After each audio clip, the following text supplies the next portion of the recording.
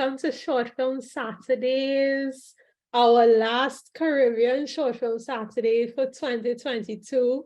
And we wanted to end this with a bang. So we have two amazing filmmakers for you guys to enjoy, two amazing films, really important topics. For those of you who don't know me, I am Mika Cooper Edwards. I'm the CEO of Soleil Space. And today's Short Film Saturday is Caribbean themed. So we are partnering with Third Horizon Film Festival, who is our programming partner for all Caribbean themed Short Film Saturdays, as well as Caribbean Beat, top publication in the Caribbean region, and I'll introduce them soon. So just for those who are joining for the first time and don't have familiarity with Soleil and Short Film Saturdays, we are a media company in Brooklyn, New York. Our mission is to achieve a more equitable and representative global film and TV landscape. Our focus is on the global diasporas of Asia, Africa, Latin America, the Caribbean, and the Middle East.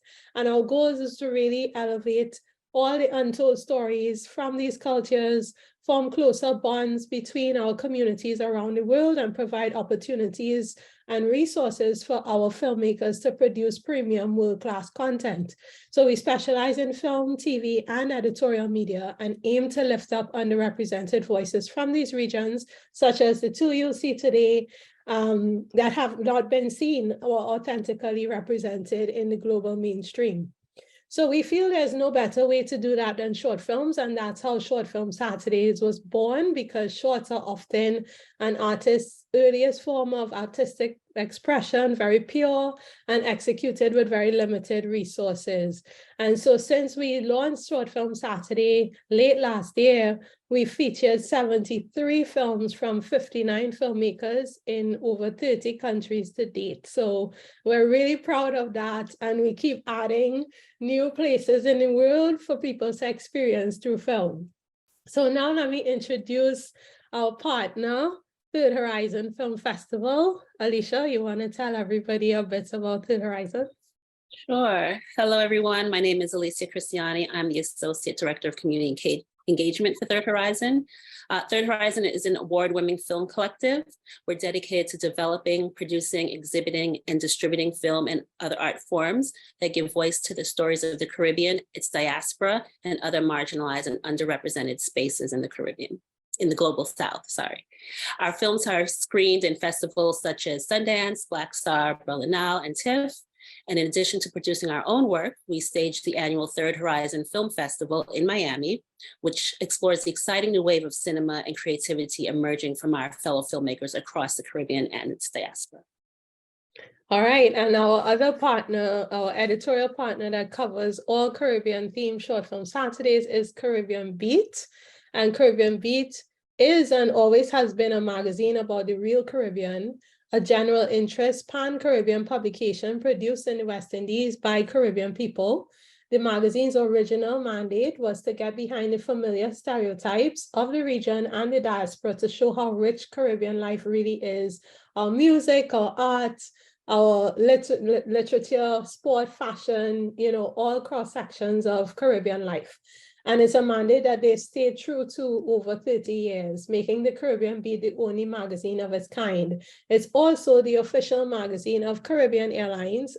So when you fly anywhere in the region with Caribbean Airlines, you see Caribbean Beat in front of your seat. So we're really proud to always be featured as a partner of Caribbean Beat, and they are, covering one of the partners on this program today. So, all right, we got all the formalities of the partners out of the way. Now for our filmmakers.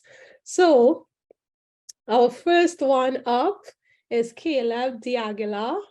He's a multidisciplinary filmmaker and writer from Jamaica, and holds an MA in directing from Goldsmiths University of London and a BSc in Anthropology from the University of the West Indies. His films have been showcased at the National Gallery of Jamaica, as well as regional and international film festivals. Kaleb is keen to use his art to reflect the lived realities of Black and Caribbean people, while exploring recurring themes of gender, sexuality, migration, familial bonds, and the intersectional identities found between the margins. Oh my gosh, that just speaks our language. Everything that Soleil and Third Horizon are about. His latest film, No Entry, is what you'll see today, and it looks at the trauma faced by families due to the Windrush scandal and the British government's hostile environment policy. So welcome, Kaleb. Hey, yeah, thanks for having me, guys. Really appreciate it. Really appreciate the love, and yeah, thanks for having me. Do you want to just quickly give the audience any little preview of the film that they're about to see? Yeah, I think you just did it. But it was my graduation film from Goldsmiths, which I started in 2019, and we didn't get to shoot our grad films till close to the end of 2020 because of the pandemic. So this was previously a different idea, but we had to scale it down for the sake because of the pandemic and the time in which we shot, which was like very early on in the pandemic, when the only films that were being greenlit were like films with 2 people and 1 space. And yeah, so but I'm happy that we got it done and that it's had the success it has had over the last 2 years. So yeah. Awesome. All right. And looking at the film, you can tell it's really well done. And I hope you guys agree. All right. Thanks. Yes, yes. Okay, and Christian Carretero is originally from Mayagüez, Puerto Rico. Now, this intro is going to test my Spanish. So, Christian, help me if I'm like butchering anything, okay? In 2009, his short film, The Spot, won the Best Short Film and Best Actor award at Cine Fiesta Film Festival in Puerto Rico. In 2014, he graduated with an MFA in filmmaking from New York University. Christian works as a director and cinematographer in New York and Puerto Rico. In 2013, the short film Yolanda, which you're about to see today, won Best Short Film at the Festival de Cine Global Dominicano. And then in 2014, the Screen Loud Film Festival in NYC. The film was a finalist at the Festival Internacional del Nuevo Cine Latinoamericano de la Habana, Cuba, Festival de Cine Iberoamericano de Huelva, Festival de Film du Monde de Montreal, so we switched to French there, and then Trinidad and Tobago Film Festival, amongst others. The short film, This Island, won Best Short Film by a unanimous decision at the 5th Festival de Cine Europeo in 2014. And so currently he's in the final stages of development of his first feature-length film. Also, he's currently a producer for Puerto Rico TV. Welcome, Christian. Welcome, welcome. Introduce your film really quickly for the audience. Yes, thank you for having us and for supporting, Caribbean filmmaking and filmmakers. Yeah, this film is 10 years old already, but it's still traveling. So I'm really happy, that still people are watching it, and being touched by it.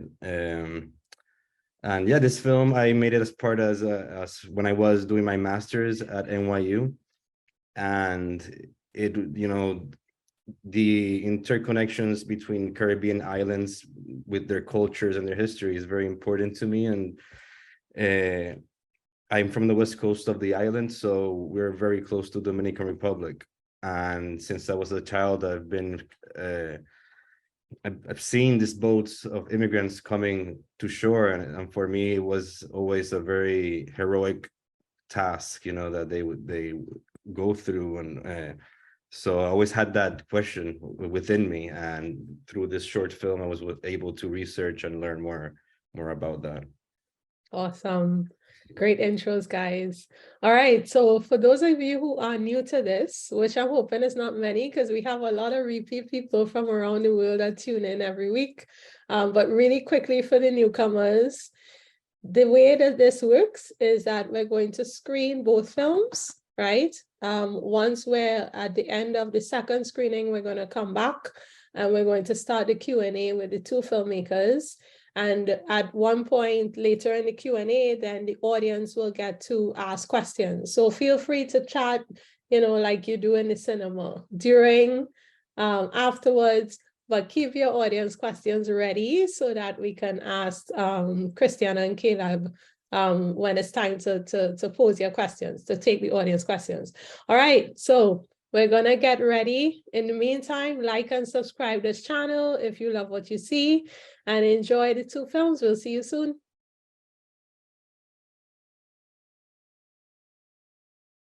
All right, guys, so we're back for Q&A, and that was a really good treat. Both those films and your reactions just spell it all. So we can't wait to get into the questions of the filmmakers.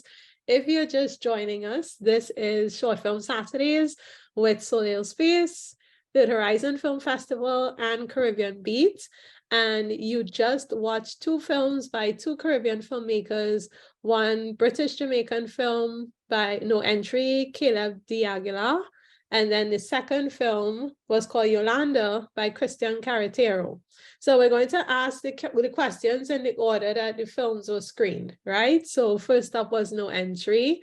So Caleb, on to you.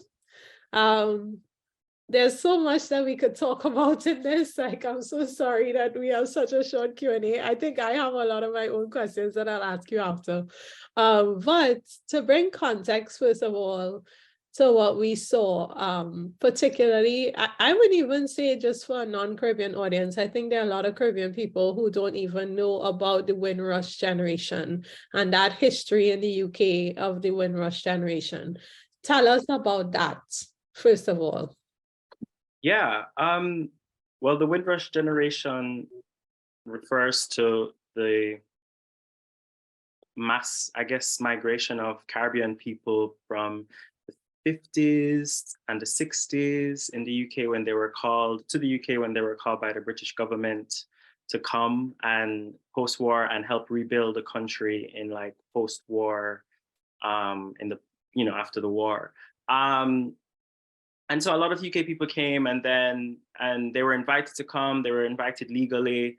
But what happened was they didn't really get an official stamp to say, you know, you are a legal citizen now or anything like that. And so 60 years later, under the hostile environment policy, not as much as 60 years, but under the hostile environment policy, the British, which is really supposed to affect illegal immigrants, now you had this whole generation of people who came up until I think it was 1972. And so you had this whole generation of people who were at risk of being deported as well.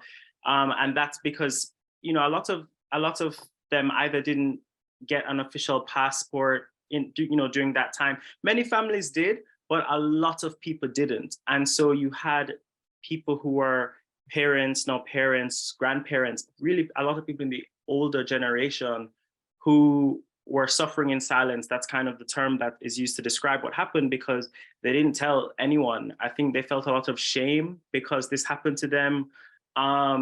They wouldn't tell their kids because they didn't want to rock the boat, or they were afraid that their children might be affected, even though for many of them, their children were born here. So there's a lot of fear. And yeah, that in short is the Windrush scandal. And so from about, I want to say about 2012 to 2017, which is I think when the first case broke. I might be getting my dates a bit mixed up, but around that time was when the official case broke. And that's when people started to come out and say, okay, this has happened to me, this has happened to me. But by that time, there were already people who were either have been deported or died just simply because of the stress and the fear of being deported and losing their family. They all lost their jobs, and the ripple effect from losing a job is they lost the benefits. A lot of them, this environment policy didn't just affect the people, but also the businesses they worked at, because they would go to the business and say, if you're harboring illegal immigrants, and so the people would fire them, even though they've been amazing workers working in like the NHS and so on for many years. I'll just jump in It's a there. long rant, but yeah, that's it in short. No, but that helps explain. So that moment where she looked at her badge, her NHS badge, and the son came and saw that she wasn't dressed. She had lost her job at the NHS or stopped going to her job because she was so afraid. Yeah. Ah, okay. Yeah. Wow. And, you know, this is just to underscore. So I'm bringing a few things in here, right? The Queen died. And I think that, I think that brought up a lot of that. And I also studied in the UK. So this is really like, it touched, you know, and I wasn't there for long. I was just there for a year, but you still like, you know, I could just imagine being in that environment. But the Queen died recently, and it brought up all these conversations about, you know, the media was talking about the Queen and how the Queen was so awesome and all of this. But, you know, offline or off TV, I should say, there was a lot of conversation about colonialism and about Britishness, and not just the Caribbean, but, you know, other British colonies like India and the jewel that they wanted to get back, and, you know, all these conversations. And so I think I just want to underscore what you're saying about the period that this happened, because this is when a lot of Caribbean countries went from being colonies to being independent countries, right? Most of the British colonies got independence from the late 50s, well, early 60s really, into early 70s. I think most of them were independent by the 70s. So you know, just kind of touch on that now that we're looking back at that, like that notion of these people coming over and that notion of citizenship still being questioned even today. Yeah, I think it's this whole thing of legacy, right? A colonial legacy, legacy of the monarchy, of the Queen, but also a very much colonial legacy. And it for us as Caribbean people, as Black people, but more specifically as Caribbean people, it's a double-edged sword. I think, especially being here, there can be a lot of our parents and grandparents who, it was surprising to see so many people love the Queen. But you know, it's like they, you know, my great grandmother, for example, had images of Princess Diana in her house in Jamaica. There's a certain love for the Queen and I think the monarchy, because at the time we were colonies, but there's this also huge like double-edged sword when we think of slavery, the transatlantic slave trade, and then this history of immigration issues. And I think as we come more now into present day, and we're thinking about immigration has just become a really big issue here in the UK when you think of like Brexit, and from Brexit or around the same time as Brexit, this whole Windrush scandal, it's and other cases. It's the legacy. It's a double-edged sword. I'm trying to think of some of the positives and I'm not really coming up with any, but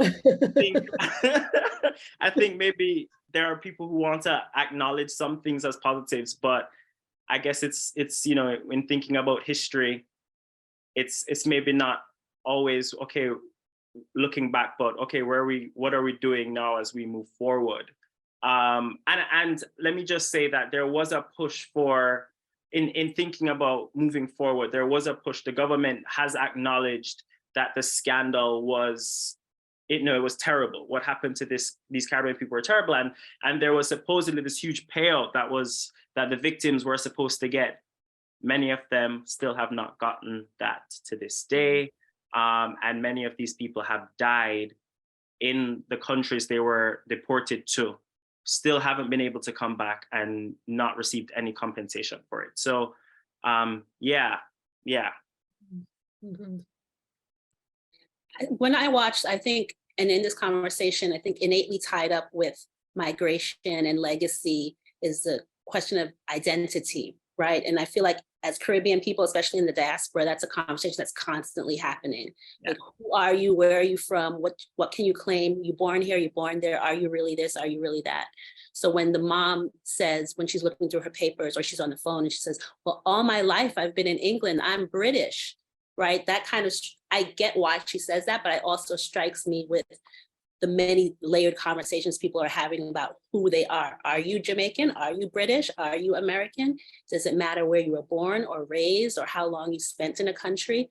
So I just find that conversation really interesting and wonder, in the UK itself, among your peers, what is that conversation like? You know, does it matter if you're born and raised in the UK? Do you consider yourself Caribbean British? Are you British? You know, I'm really interested in what that conversation is like over there. These are very deep questions and I love it. Well, first of all, me personally, I was born and raised in Jamaica. I came here in 2019. I'm Jamaican. Like, that's why I identify, nothing else, right? But in learning about the diaspora, learning about the diasporic experience here, so whether people are Black British, meaning that they have a generational family ancestry of Black people here in this country, or they're Caribbean heritage, so maybe their parents or their grandparents were born elsewhere, born in the Caribbean, but then came here, their experience in this country is quite different in the sense of they for all the people I've spoken with, they said they have to claim something else because they're never seen as British, and they will never be seen as British in this country.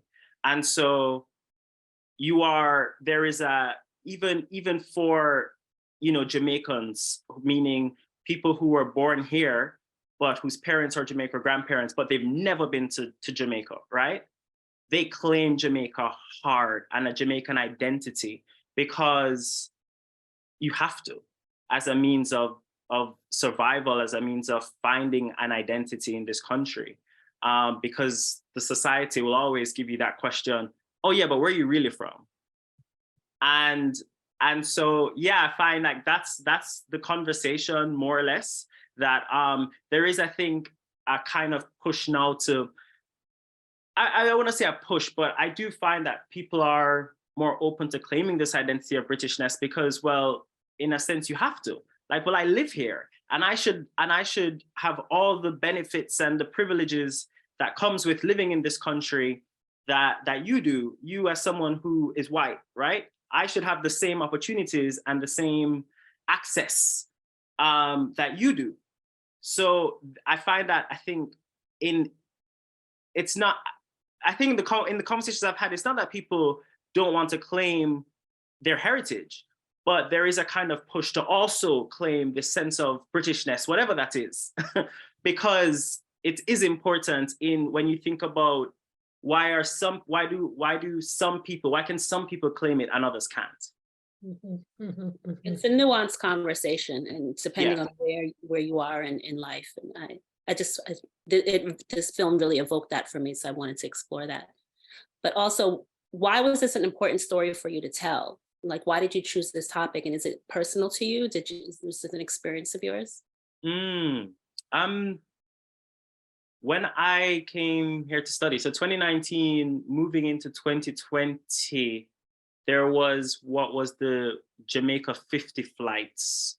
So I think it was on March 2020, which was supposedly this mass migration of Jamaicans living here back to Jamaica, and maybe some of them were first-time offenders, like a petty theft, petty crime, so on and so forth. So there was a huge conversation around this deportation. It was a deportation of these people because people are saying, well, you know, other people have done crimes and the immediate response is in deportation. So why are you lumping 50 people together and saying we're just going to deport them?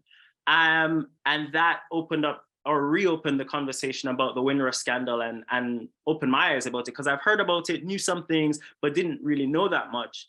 And so for my grad film, I started to kind of create this story around that. And then when the pandemic happened, my team and I got the opportunity to really get to expound and do this research, because now we just had months to work on a film that we didn't even know was going to get made. So we started to interview lawyers who were involved in the case, people who were deported, the research was heavy. And coming out of that, through the experience, I think is where I found the passion to tell the story. I think when I started, I was like, you have that thing of I should say, I had that thing of not being from this country and trying not to rock the boat. I was like, even interviewing with lawyers, and sometimes they would be giving us like inside scoop, and we'd have to stop recording. It was very like heavy, serious things and things that were ongoing. So I think as I began to realize how serious it was for other people and really connect with people, because yeah, my family in some ways are like, my great grandmother came here with my grandmother, came to England and retired back to Jamaica, and you know, not most of my family lives or is raised in Jamaica, but we do have that connection here. I do have family here, and so there was an interest to know more, and through knowing more, like having just huge empathy, because that could have been my mother, that could have been my grandmother, you know what I mean? And so, and I felt like there weren't a lot of stories at the time. And so since this story has come out, I've seen a few other documentaries and films that have come out about the topic. But at the time, there wasn't a lot. And I was just like, well, you know, no one's else gonna tell this story. And so I'm gonna do it. Well, we're really glad you did, and you did it in such a deeply personal way. And you know, a lot of times we hear about all these immigration statistics, you know, we're talked about as statistics, right? But there's a human story in every single one of those numbers, right? And you really, really zoned into it. And speaking of zoning into the personal aspect of it and bringing in, I think what's so cool about both of these films is that you guys really packed a punch with these. Like, you brought in a lot of layers of different issues. So Christian, now we'll talk to you about Yolanda. And, you know, for viewers who may not be aware of what is happening in, you know, this part of the world, the Spanish-speaking Caribbean, which I should highlight, you know, a lot of times people think that the Caribbean is just Jamaica and, you know, maybe Trinidad and Carnival. You know, we have so many different Caribbeans, right? So I think this is great because you captured dynamics between two Spanish-speaking Caribbean countries. Puerto Rico is part of the US, but they also consider themselves Caribbean. So all of that is layered in there. Please bring context to what Jolas are and why people were fleeing the DR to get to Puerto Rico, Dominican Republic, I should say, to Puerto Rico in the 70s until now. Okay, so yeah, Puerto Rico. Yeah, the thing is, it's interesting how through time the Caribbean has divided itself more and more. Like maybe back in the day, you know, where people traveled by ship, you know, we were more connected and we would see ourselves as one place. And specifically, like many people in Puerto Rican history, like freedom fighters, have fought to unify the Caribbean, you know, and right now the ocean is more a barrier than a connecting, you know, a connector. Like for me, getting to DR by plane is more expensive than going to New York or something, you know, which things like this that hopefully in the future will be more connected. And that has also to do with immigration policy and how we move between these islands as people from the Caribbean, that ideally will be free to move from island to island. And I mean, Jolas is a name they give to this small, well, just wooden fishing boats. It's Jola. They use it in Puerto Rico and Cuba and Puerto Rico and Dominican Republic. But specifically for this activity of immigration, they built this special Jolas, which are very big, and the sides are, you know, like I don't know, 5-6 foot high, so people could stand and you won't see the people, and they cover it with tarps, or like blue tarps, so planes won't see it. So they're specially designed for this, and they build like secret, like in the woods or stuff like that, you know, and they build this huge like arcs, you know, so they can move people. Wow. And there's always been this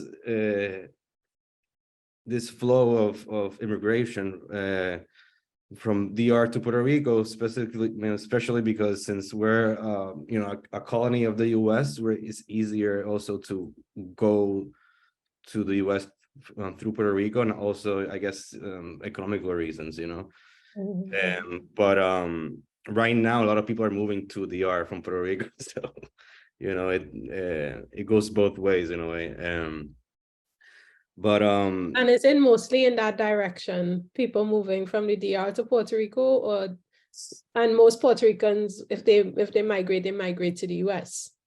Exactly, yeah. But there's right now DR is having a very big economical growth, and Puerto Rico is going the opposite, really. And we have had many problems with corrupt governments and natural disasters and all of that. So since they have more political freedom and economical freedom, they can design policies for economical growth. And here we're more directed to basically be a consumerist country for the US market. So a lot of people from the film industry are going to Dominican Republic now from Puerto Rico, because there's a lot of more work and activity over there. Wow. But it's always been a problem, but since I've considered all us as Caribbeans as brothers and sisters, so I've always had a lot of love for the Dominican Republic and their people, mainly people I've met in Puerto Rico and then traveling there, and mainly single women or mothers, which many of them are women, which have this very strong instinct to find the resources necessary for their children or their family. So many of them take these trips, and it's really hard because they get for example, I interviewed a lot of women in Puerto Rico for writing the script, and I just made I really very in a way superficial way of saying, because there were so many really tragic stories they told me. It was kind of like the happiest one I could do. Wow, that was the happiest one. Because a lot of women get thrown if they can't go if they're in their period, because if they discover they're in their period, and they're on the water, they will throw them overboard because of sharks and things like this, like really extreme stuff like that, and a lot of people that spend most of their savings on this, they kind of some people trick them, and they get on the boat and they go in a big circle, and they just drop them off in DR again. Oh my gosh. And then they're like, oh, what the, we're still here, so many things like this, which Wow. it's pretty intense, but at the same time, it shows their strength, and their need, recently there was a big group of immigrants from Haiti that were left in Mona Island, which is a island in between DR and Puerto Rico, and they got to Mona, and there's some park rangers that live in this little island. There's nobody really lives there. It's like a virgin island, and there was this I don't know, 50 people that were left there, and they were the park rangers were asking for food and water because they didn't have enough water for to keep these people safe, but it's still going on a lot. But in the 90s, there were a lot more of this Jola trips. Right now, they usually get intercepted before they get to Puerto Rico, since they already know the routes and all that. But it's still an ongoing thing. Wow. I'm struck by because you said you interviewed so many women, single mothers, who have taken this trip, and this is the most positive story you've pulled out of that research. Knowing how dangerous this trip is, I mean, as Caribbean people, we are quite familiar with migration and leaving one place looking for a better life to go to another.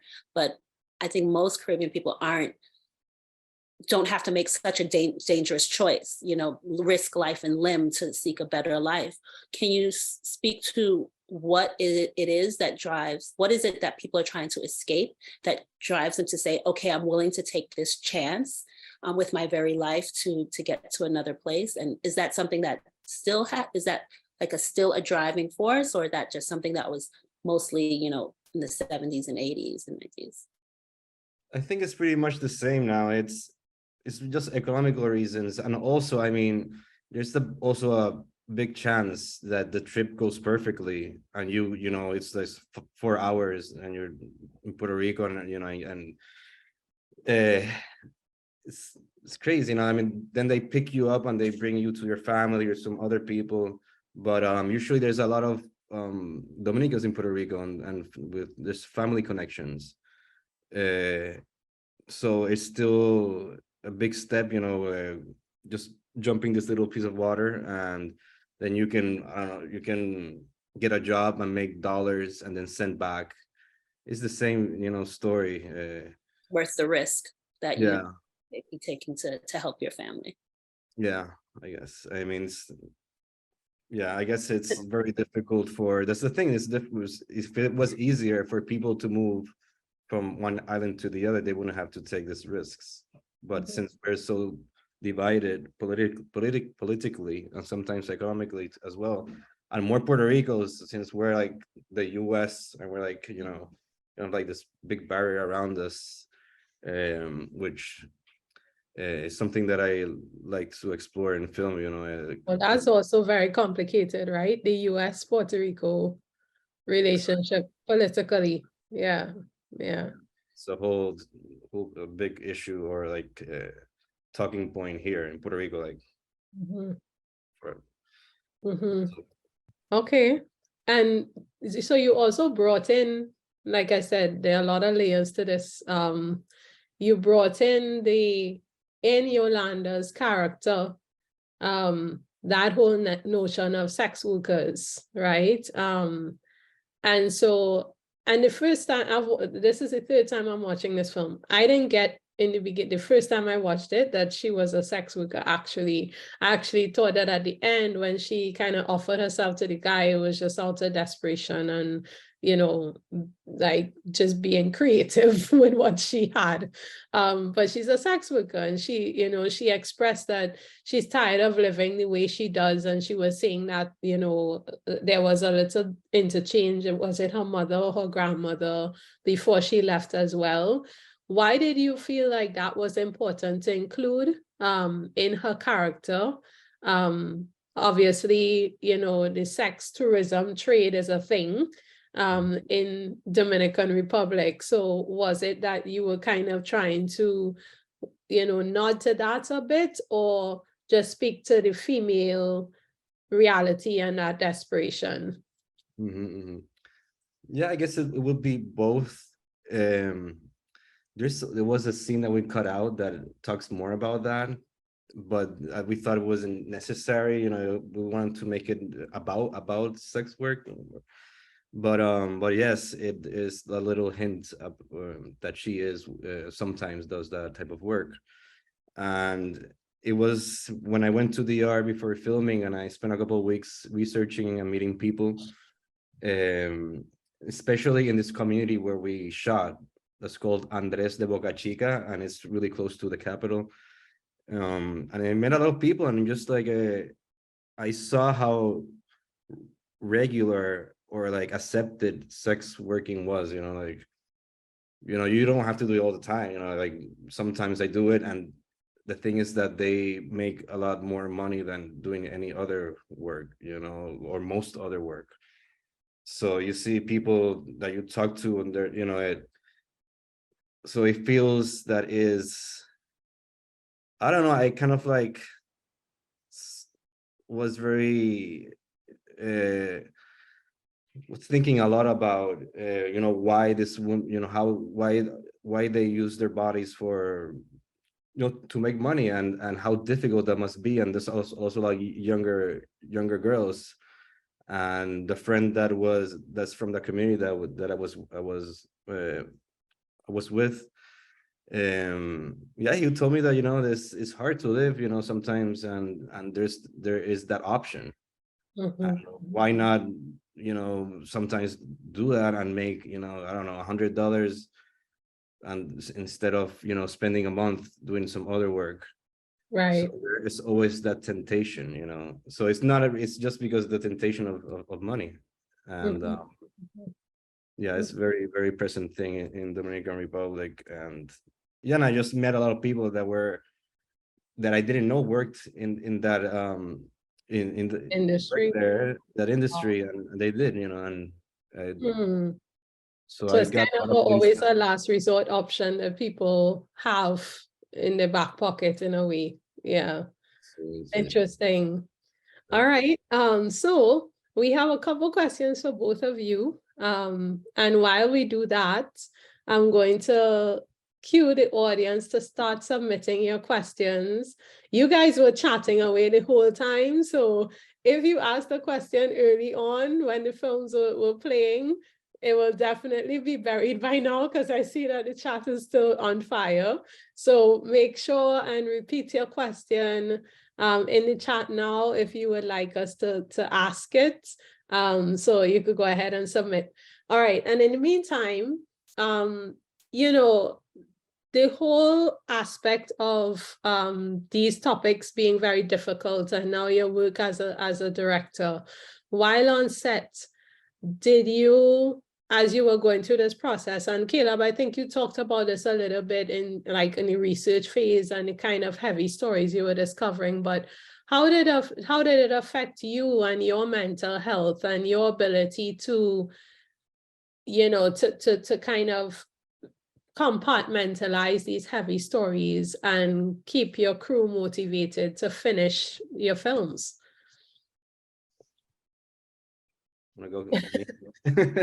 I mean, when we made this film, I didn't know anyone in DR from the film industry, so I just went with a couple of friends from Puerto Rico, and I brought some people from New York. We got there, and it was kind of like a little adventure. So, and also throughout the filming, you always get influenced by reality, you know, in the present and people you meet. So the story was always kind of like molding to what we saw and the locations and people we saw.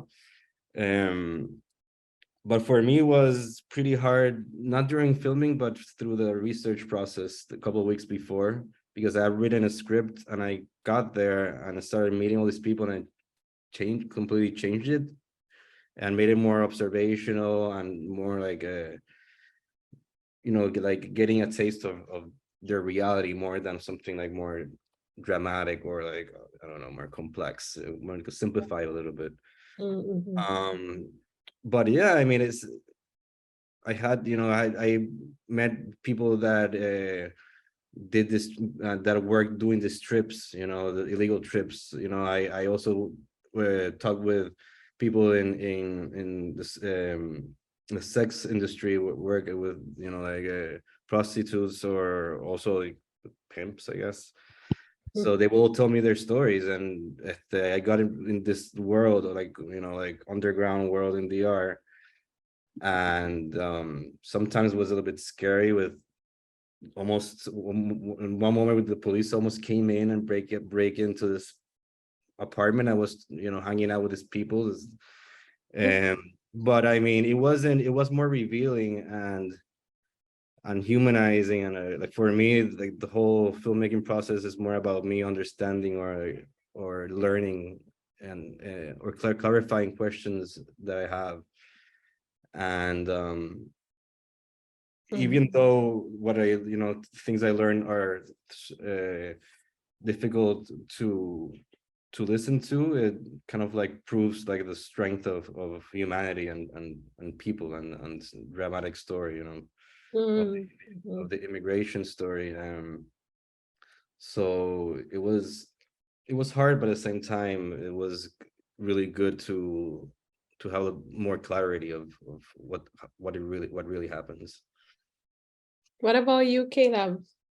Yeah, I think the process, well, I think when we found the actors, it was just this really beautiful moment when they both have their own stories with immigration or migration stories that they could bring to the characters as well.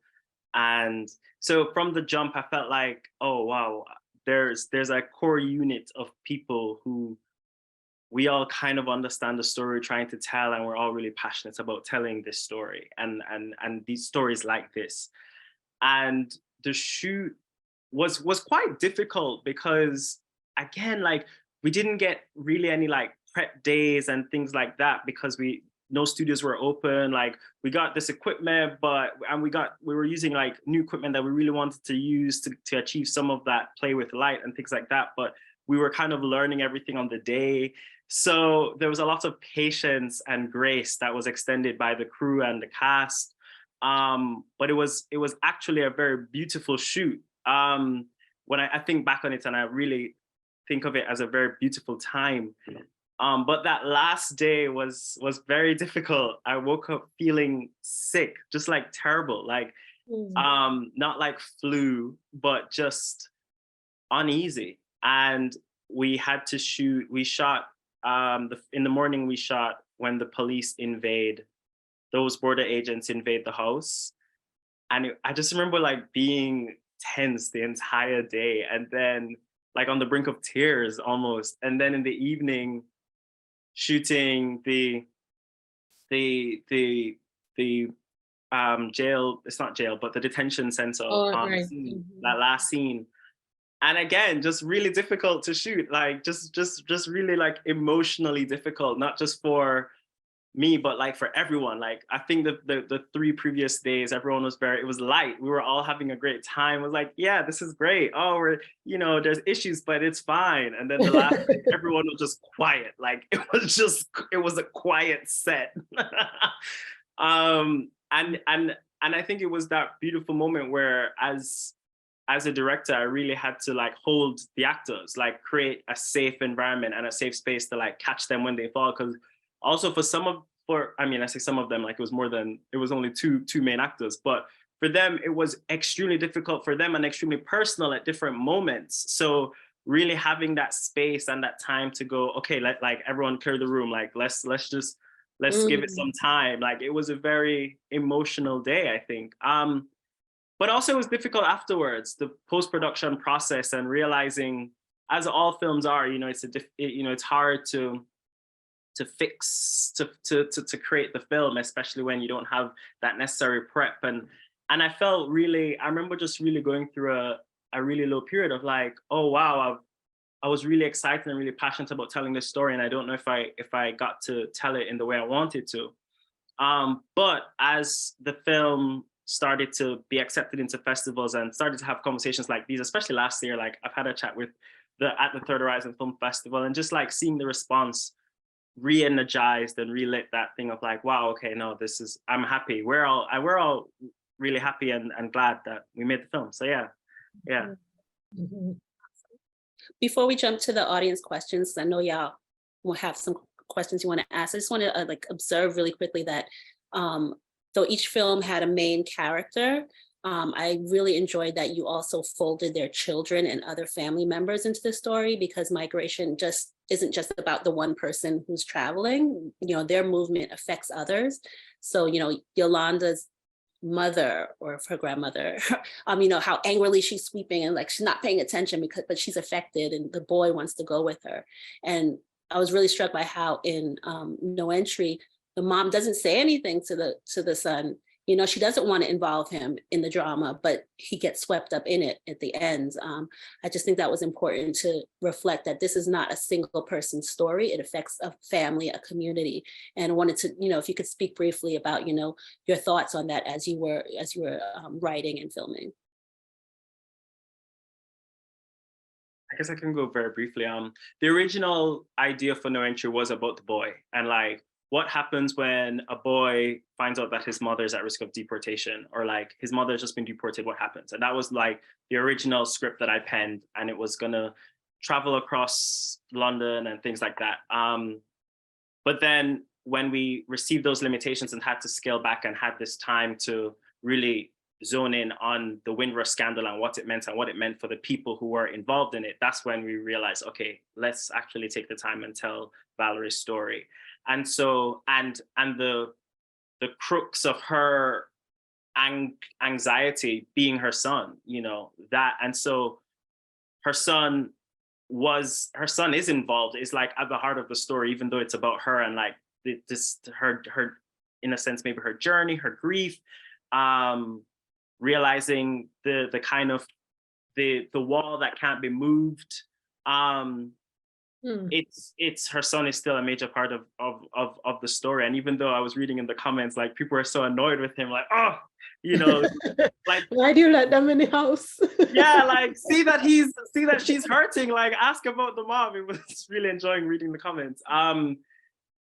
You know, at the end of the day, it's the two of them against the world, and it's only the two of them, and you know, the dad's not in the picture, and what, you know, so what does that mean for her, and now moving forward, what does that mean for him? So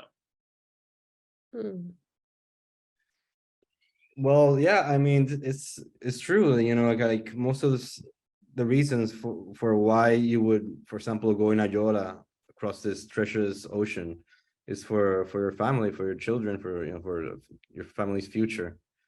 And when I made this film, I just had my first daughter, and she was like around 2 or something. So I was kind of like also thinking, having these feelings, and how my life changed when I became a father, and my perspective of what's important and what I would do. You know, it's kind of like decentralized universe, and now it's not only you know.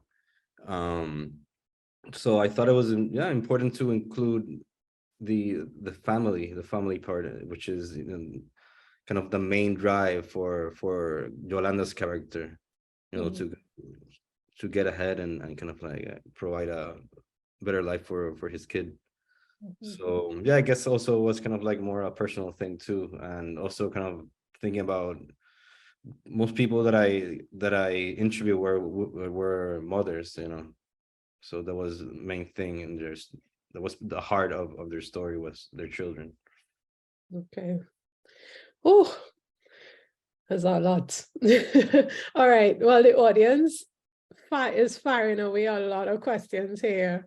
Apologize in advance, guys, if I don't ask all of them, but I'm going to try my best to, you know, consolidate. Okay. One that stood out because a few people piled onto it is from Shreya. And the question was, this is for Christian. How do you tell these stories as a filmmaker without having savior complex? Savior. Well, I guess I try not to judge the characters that much, mainly like show their story. And I guess it's mainly more through mainly when I make films, I integrate myself in the communities or places I want to film in, and I speak with the people, you know, and I get their point of view, and I tell them like, I'm thinking of doing this project, you know. So I guess in that way I get feedback and try to keep that honesty inside the film, you know, kind of like not really put on too much of my subjective thoughts, more like learn from the reality and try to show it through filmmaking. I guess that's. And then this is a question for both of you. The visuals for both films were, this is from Goldie the dancer. The visuals for both films are crazy. Who or what are some of your inspirations for each of you, to your style and how you approach the films visually? Well, inspirations, I mean, I guess when I was making that, I was working with a friend of mine who's a really good cinematographer, Federico Sesca. And I don't know, we were really into kind of like El Chivo Lubeski, you know, the Mexican cinematographer that works with Cuarón and Iñárritu. And we're really into more naturalistic style, you know, or neo-realist style of filmmaking, which, you know, uses a lot of real locations, non-actors, and try to capture that authenticity and rawness of the place and its people. So yeah, I guess, yeah, there were many inspirations, but I guess when you get there, you just kind of like, you know, get inspired by the actual reality, you know, of the place. I love that. You're your own inspiration at that point. Yeah, you can think things, you can plan things, but when you're there, you just need to like really grasp the moment and make it the best you can make it. And that's how you develop your own visual point of view as a director, right? So that's good. What about you, Caleb? I was trying to remember the name of my cinematographer at the time was really in love with this this cinematographer, I think Brazilian cinematographer called Pedro Costa. Who uses really just light in very interesting ways, and just really interesting play with dark and light. And I think, and that also came out of this conversation about, you know, making the character feel like a home, and making the home feel like a character in the film, and trying to create just a kind of like, early conversations was about, you know, making the film almost feel like a psychological thriller or something, not as crazy as that, but in the realm of. And so, yeah, Pedro Costa we used the same lighting kit that he uses for his films. Obviously a reduced version of it. I just can't remember right now, but it's a light reflecting system rather than lots of lights in the house, just actually reflecting lights throughout the house. So that, but trying to think of some of the film references that that we thought of from that time. But I think Mother of George and Fabric were two references, and then there are others. But yeah, we heavily, because we're using this lighting system, it was heavily storyboarded, which obviously that storyboard went out the window in some ways for the filming. But we really went in with a very specific plan to have the camera move throughout the house, and we used a zoom lens as well. A lot of the zooming stuff just made the film too long, and didn't work quite as well in the edit. But we really wanted to create this immersive experience, and make the home feel like a character, and feel like safety, but also feel like there's something trying to get in. So yeah. Well, good job, because I saw in the comments during the screening that people were talking about the use of light, and it created a lot of drama, a lot of suspense. So I think that was really effective. And Christian, you too, that last shot on the boat where you just see the silhouettes, that was really, really, really good. I mean, I can't wait to see more from you guys. And I think everybody agrees based on what I'm seeing. I'm gonna ask one more question from the audience. And it's hard to pick which one, bear with me, but I'm gonna ask one more, and I'm gonna read something that someone from Mexico actually just comments and compliments to you guys. But I'll choose another question from Shreya, actually, which I think is interesting. What was the reaction to these films with Caribbean people versus the Western audience? This is how the question is written, but that's interesting because sometimes we are Western, but we're not. But, you know, I'll say, I guess, North America and European audiences. What did you guys see a difference in the reaction there? Well, I guess Caribbean audience, or I get Puerto Rican or Dominican, which is what the stories most that could understand the story better. I guess it's different from a person that from the States, from a different country, that doesn't know anything, you know. They don't have that context. So I don't know, I guess I don't think there was too much of a difference. I guess it was more of like people that were not familiarized, they wanted to know more about the background, you know, of it. Whereas like when I showed it in DR or in PR or someplace like this, we're talking more about, or they would tell stories, you know, the audience would tell stories that they would know, and we would talk more about more personal things, you know. Yeah, similarly, I think for most people it was just an interest in finding out more. And so at the very least, you know, the film created discussion and an interest in the topic. Because even Caribbean people, you know, meaning us living there, living in the Caribbean, didn't know that this was happening. And people in the UK didn't know either, because it didn't affect them. I think like generally didn't know. Or it was like, oh yeah, that thing, I heard about it. They probably heard about it in the news, but it didn't become real to them until they saw a face, like the character in this film, right? And then it became serious, like to realize that this was actually happening in their country, right? So yeah, I think for both it was just an interest to know more. But maybe in England specifically, there was a feeling of like, wow, like this actually was happening here and I didn't know. So maybe there's a greater feeling of pain. But I did find that because it screened at a few like cultural events here, and the Black people Black people or Caribbean people here in the diaspora that saw it was just like, yeah, like I think it really resonated with them. Not that I remember, there were 2 events that I went to and it really resonated with them. So yeah. And well, you talked about people coming out of the woodwork with their own stories, so that makes sense. And so really quickly, I'll read this one for both of you guys. Congrats, great films. This cinema is urgent and necessary to raise awareness of the consequences of predatory colonialism and voracious capitalism. I wish you both successful careers. Greetings from Mexico. Oh, that's beautiful. That was good. Yeah.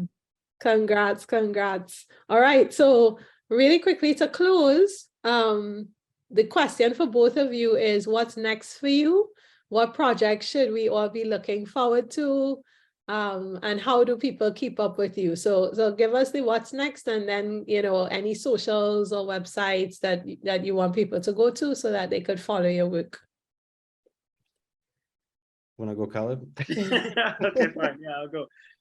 What's next? I'm in a film lab now writing a feature, which is going to be great whenever it's made. It has some magical and psychological, magical elements in it. So it's going to be one of those long form. It's going to take a while before that's actually made. But and I am going back to Jamaica next week to work on some more shorts. So yeah, Third Horizon, stay tuned for that. I'm sure you'll see that film coming soon. But yeah, to keep update with me, because there are lots of things kind of going on. Follow me on Instagram, Kaleb_Locks, KALEB_COLOCS. Sorry, so let me rephrase that. KALEB_LOCS. Because yeah, I'm editing my website. That's going to be dropped really soon, maybe by January, and that will have other projects I've worked on and other things that are coming up. And yeah, I think next year is going to be pretty exciting. So yeah, I've been in this phase of creating the work and like head down and just doing the work. So now I think by next year it's like, okay, world. Coming out. Yeah. This is it. Christian? Yes, Kaleb. I was tell Kaleb that we should collaborate sometime, and I'll go to Jamaica. You know, I'll do anything. And I'll come to Puerto Rico. Let's do it. Let's do it. For sure. That's what we love to happen here. Please do it. Please do it. See, you know, I always wanted to go do something in Jamaica, but so I'll text you after this. We'll talk. So this summer I'm collaborating with Lorraine Jones, which is also my wife, and we co-directed a feature this summer that we shot, that we had been developing for a bunch of years, and we finally got some money to shoot it. And it was really hard process, but I think it went pretty well. And now we're entering the editing phase, the post-production phase. So hopefully by, next year, next summer or earlier, I don't know, let's see. But we'll have a film, so we're really, really excited about that. Awesome.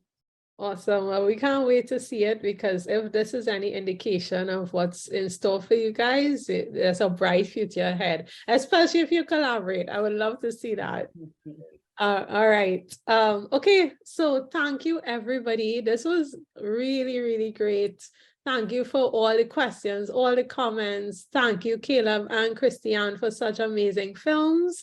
And thank you, Alicia, as usual, my favorite co-host. This was great.